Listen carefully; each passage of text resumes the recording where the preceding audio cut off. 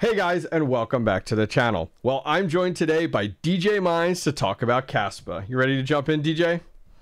Yes, thank you for having me on the channel again, Hobbyist Miner. I love me some Kaspa. Oh yeah. So Kaspa's been the talk of the town recently. It's been pumping, and we've had a boatload of hardware been releasing over the last few weeks. We'll get into more hardware here in just a little bit. So to summarize the state of Kaspa, if somebody off the street was to come to you and be like, hey, I've heard about this thing called Kaspa, what's the state of it? Should I invest in it? Where are you at with that right now? Ooh, this late into the game? Yeah, I would definitely recommend buying the coin, probably over than the hardware, just because it's so expensive at this point. I think very few people could afford the KS3 at $16,600, and a lot less people are gonna be able to buy the newest ASIC. That's always kind of my saying, is buy the best of the best. So, I mean, it's, you know, do you have 30,000 after tariffs, maybe even $35,000, $37,000? So it's definitely tough for miners. Yeah, I think those of you that are already established with Kaspa mining, it's a little bit different. You know, I think anybody that's been following along with mining over the last year has kind of already pre-established. They got some type of Kaspa miners, or they mined it on GPUs. I think stepping into it now, I think the smart play is definitely to buy Kaspa. Some of these miners, though, are through the roof. I mean, taking a look, we just saw Bitmain just step in and smash the competition once again, with no surprise, with their KS5. So give me your thoughts on that. IBELINK goes ahead and comes out with a unit, and it's like, wow, this is awesome. It's going to ship in a few weeks. And Bitmain just walks in and goes, hold my beer, I got something bigger and better. What are your thoughts on the new KS5?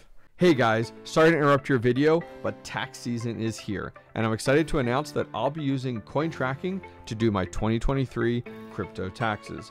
Whether you're reporting on some big gains or you need help putting together a tax loss harvesting report, coin tracking has you covered.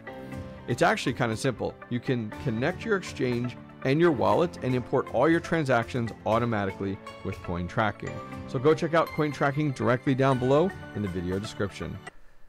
Yeah, oh man, new KS5 is insane. It is absolutely insane. It is twice the hash rate at the same wattage, or just about the same wattage. I mean, it's not like a 20-30% gainer.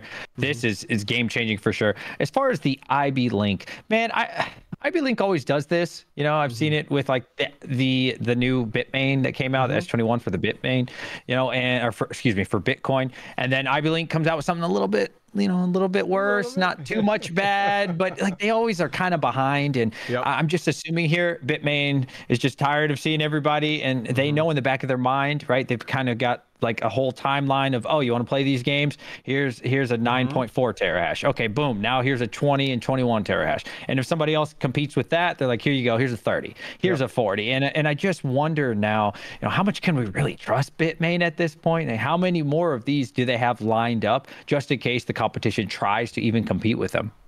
Yeah, you could definitely tell that Bitmain has really been like heads down developing their hardware and their chips during the bear market, and just been like, all right, we're not going to release anything unless we have to. And I think that's been, you know, definitely been evident more recently with just some of the actions we've seen with them. You know, I always thought they were a little slow to the Kaspa game. Now, I still got my tinfoil hat on that they own IceRiver, but regardless, I feel like they were a little late to the Kaspa game. But now that they're here and it's established, it's just like, no, like no one is going to top us. And I think I would put the IceRiver game as close to what their Kaspa game is close to what their Bitcoin game is, where it's just like, man, they always want to be one tier ahead, and they always have that next miner to compete with competition. So on that note, you know, the amount of hash rate has just gone through the roof. It's been crazy. I mean, who knows what Bitmain's kind of been pre-mining on, and what is actually mining and what is not mining. But Kaspa, as of today, I checked, 79.49% of all Kaspa has been mined as of today, February 25th. How do you feel about that as somebody who owns several Kaspa miners? I'm excited. I'm very excited because this has always been something I've been looking at. I know it's intended to run out, I don't want to say run out, but issue out all the coins for Kaspa.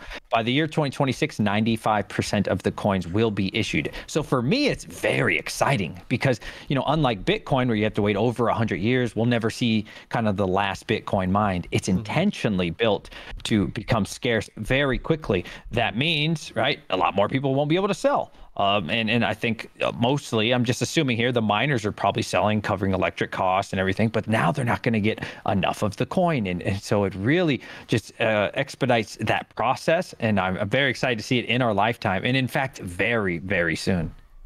Yeah, I think it's actually surprising to a lot of people. I think a lot of miners aren't as educated on Kaspa, because I was speaking to some a few weeks back at an event I was at, and talking with them, and some of them, like, so even hosting companies that were like, oh, somebody wants to come to us buy a Kaspa miner, we're recommended this unit, whatever.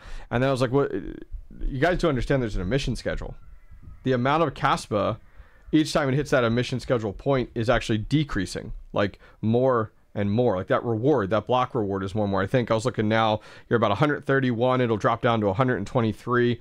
And a lot of them were like, wait, what? Or like, wait, like, and I was like, holy cow, like some of these people were hosting companies and like recommending these, and like, how have their clients not seen that? And some of them were even Kaspa miner owners that just set it, forget it mentality. And I think that in mind with the fact of like, if I want to educate them on that, and then to say like, you realize like 80% almost of the Kaspa has been mined already. It's like, wait, what? Like, I just had a guy that wanted to buy 10 of these, and it's like, yes. And does he know that like this one, you know, it's crazy to think how quickly that like Kaspa is getting, I shouldn't say eaten up. Do you feel that with Bitmain and this kind of battle for the best Kaspa miner is speeding up? You know, we're kind of speeding up to that finish line because of how much hash rate we're actually bringing online. I definitely think so. I think they want it to be marketable. I think they love it. I mean, who doesn't like seeing I'm making $80 a day, $100 a day, right? Crazy. So it's the only way to sustain that is to simply give out much more superior miners. So that way, I mean, it's not really a trick. It's not. In a way, it seems like a little dirty, which it probably is. But that being said, like my KS3 paid itself off in about 4 months. I've got all my money back already in 4 months, right? So it's not a lie. Yeah, it's not a lie. They said it would make about this much, and it did, right? Bottom line. And I also overclocked mine, so that helped a bit as well. So I do think with the new machines, you know, if you pay this $32,000 or $31,000 plus tariffs, if you have to pay tariffs and everything, I'm sure you will get your money back unless the machine's broken. Right. Yeah. If it ends up being broken, they'll say send it back. There could be a month or two. You know, so much risk with that at that point. So, yeah, I think they know what they're doing. They're not dumb. They've been doing this a long time, and they know that you see that nice flashy number of $200 a day, and yeah. Oh no, I mean, I get it. I mean, I think you're right there with like having that import tax. That's what I think a lot of people forget about. It's like, okay, it's $32,000, and then, you know, 25-30% of it, $8,000 is when that's what DHL is going to be asking for when you import it into the US. So I think the nice thing is a lot of people too, it's like, why don't you wait till some of these resellers have it? Because then they're actually going to help you out a lot with that. And that's really where a lot of the people, you know, I talk to people all the time where they're like, oh yeah, I'm going to buy it from Bitmain, or I'm going to buy it from IceRiver. And I'm like, hold the phone. Is that shipping and tariffs? Because if not, that price is, then I go through it with somebody and they're like, that price isn't competitive. I'm like, exactly. I was like, you're chasing that price. So yeah, it's definitely dangerous. So let's talk about the KS0 Pro. So the KS0 Pro, you know, is kind of the go-to for home miners that are just stepping into it. Thoughts, feelings, you love it, you hate it. Would you recommend it right now for little Timmy here that wants to get into Kaspa mining? Are high energy rates cutting into your crypto mining profits? Introducing Terra Hosting, your solution for first-class, hassle-free crypto mining. At Terra Hosting, we specialize in hosting services tailored for GPUs, ASICs, and AI machine learning. Say goodbye to skyrocketing electricity bills and noisy, heat-producing hardware. Our unique service offering combines low electric rates with a community blockchain-oriented data center, while ensuring your equipment stays safe and secure. With Terra Hosting, you simply set it and forget it. Contact us today to learn more and get answers to all your questions. Terra Hosting. Trust as a service.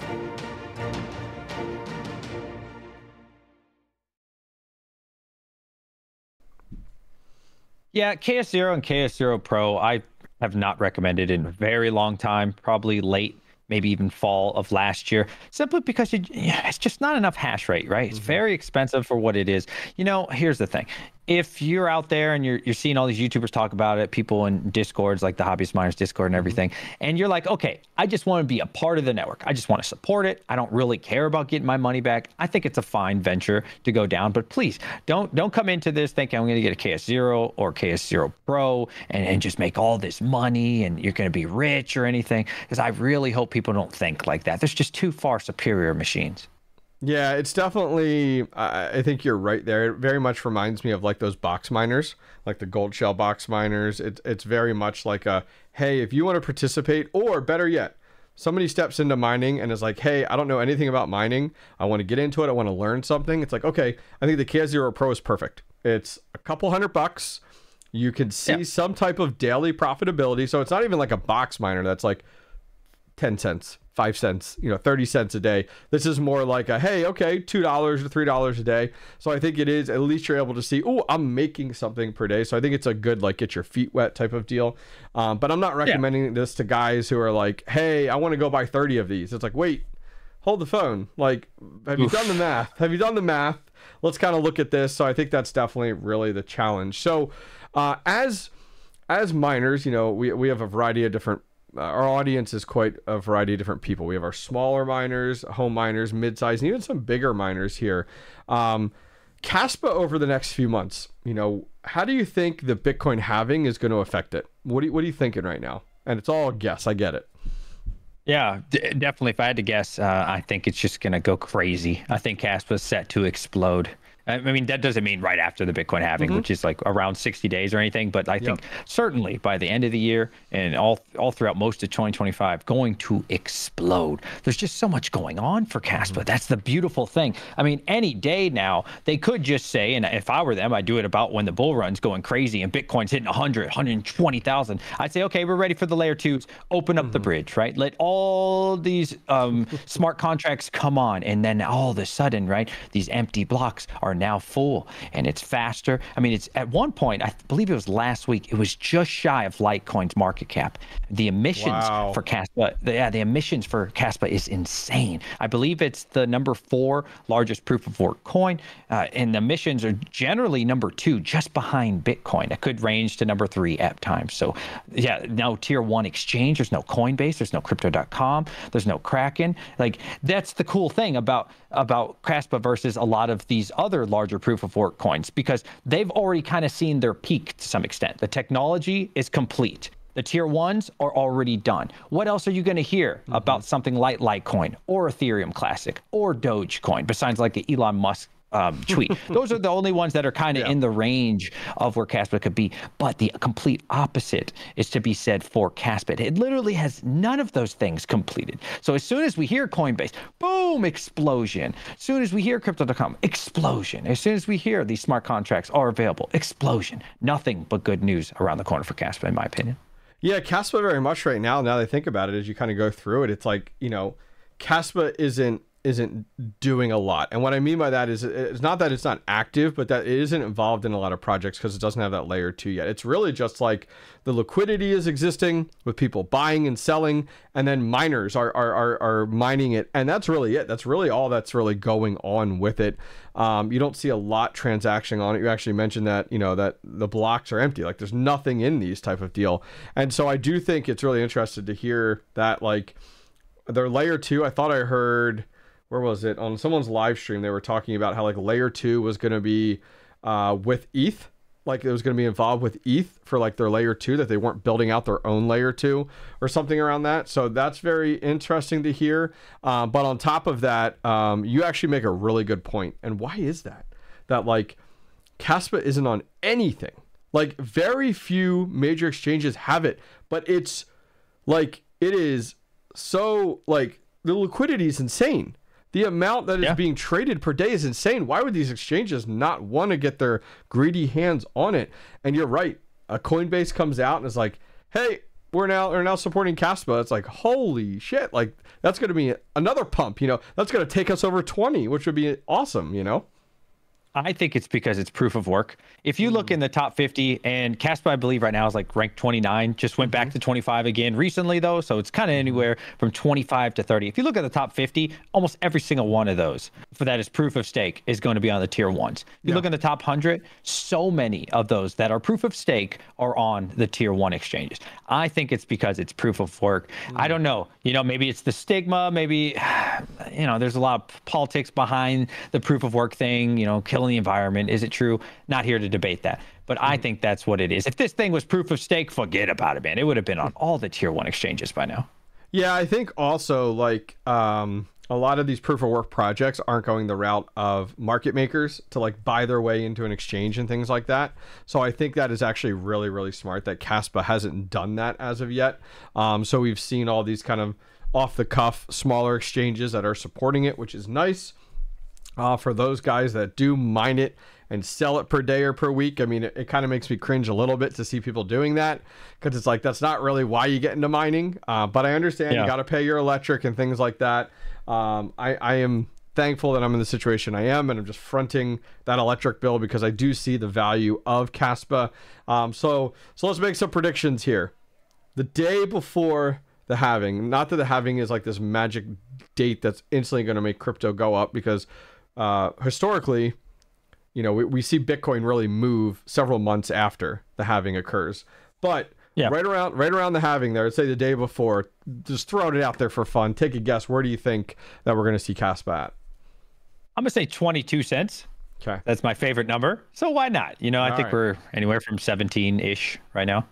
Play like the price is right, so I'll go a little bit more. I'll go 25. Okay, I'll say 25. Okay. That quarter, man, that quarter, you know, would be insane. It's also going to make me, you know, a little frustrated with myself that I didn't get more of it with GPU mining it. You know what I mean? Like, damn, I should have put even more on this thing.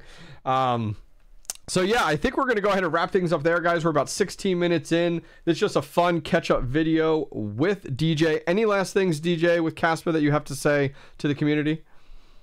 The same opportunity we got with Kaspa, maybe not the same technology. I think we're also going to have and see multiple times. I don't think that it'll be quite to the extent of Kaspa. I think it's going to be really hard for other coins to become the top 25th coin. I think the same way you saw this with Kaspa, you might see on a smaller scale with Lithium. All right, a lot of us got a GPU mine that. I would not be surprised if on an even smaller scale than that, we saw a massive radiant pump when the ASICs come, if they come. Same with 𝐋𝐨𝐸 on an even smaller scale. So there are a lot of opportunities for GPU miners. You know, never think GPU mining's dead. You just got to think, don't get sad about it. Oh, they went ASIC, forget them. No, what is the next one that could potentially go ASIC? I want to mine that. I want to hold out my GPUs just in case the same kind of thing happens with Bitmain. Nah, I get it. Absolutely. Good way to leave off there. Well, guys, I'm going to leave links to DJ's channel. Let's get him. Have you hit over that 15K? I know you're pushing for it. Have you hit it yet? No, not yet. All right, guys. So go over there. Please make sure you go ahead and subscribe to him. I'll leave links to his Twitter and his YouTube. And from myself and DJ, we'll see you guys next time. Take care.